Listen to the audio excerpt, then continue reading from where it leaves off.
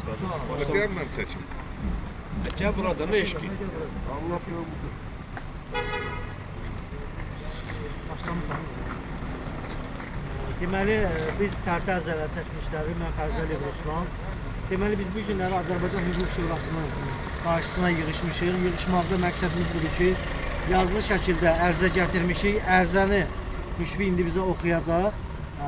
Gəlməkdə məqsədimiz budur ki, bizim Tərtər işi ilə bağlı Bakı Hərbi Məhkəməsində keçirilən məhkəmələrimiz, yəni yeni Tərtər işi ilə bağlı yeni yaradılmış istintaqın natamam aparılması, məhkəmədə hüquq pozuntuları, məhkəmələrin istintaqsız keçirilməsi və qərarlar verilən zamanda da yəni Tərtər zərər çəkmişlərinin hüquqlarının tanınmaması. Onunla bağlı bura gəlmişik, onunla bağlı biz Məhkəmə Hüquq Şurasına ərzi ilə müraciət edirik. Sən ərzəni oxu.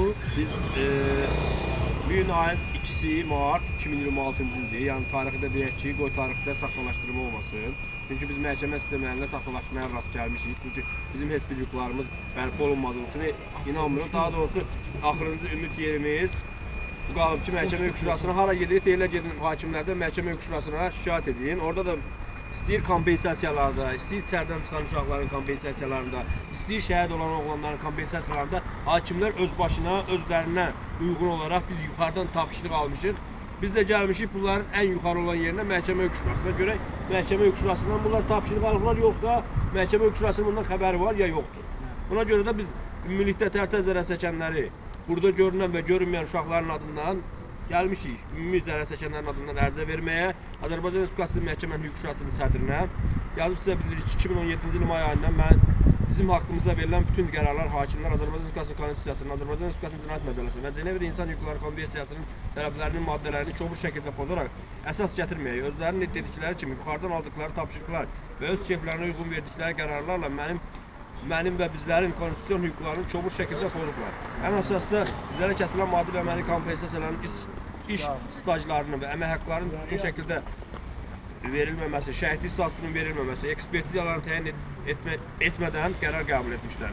Bunların aradan qaldırılmasını, hüquqi araşdırılıb sizin tərəfinizdən bərpasını xahiş və tələb edirik. Bu qədər. Orada qalan da bir nüsxəsində ölkə başçısı Cənab Prezident İlham Əliyevə ünvanlamışıq. Onun nümunələrində elə biri də Məhkəmə Hüquq Şurasına göndərmişik.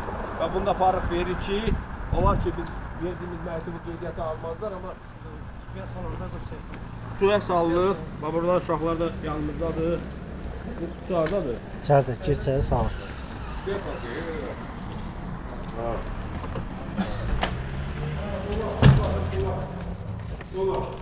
Ha 5 yıl ha. Sözün sonra ne var orada? Yok böyle Sağ olun, getdik.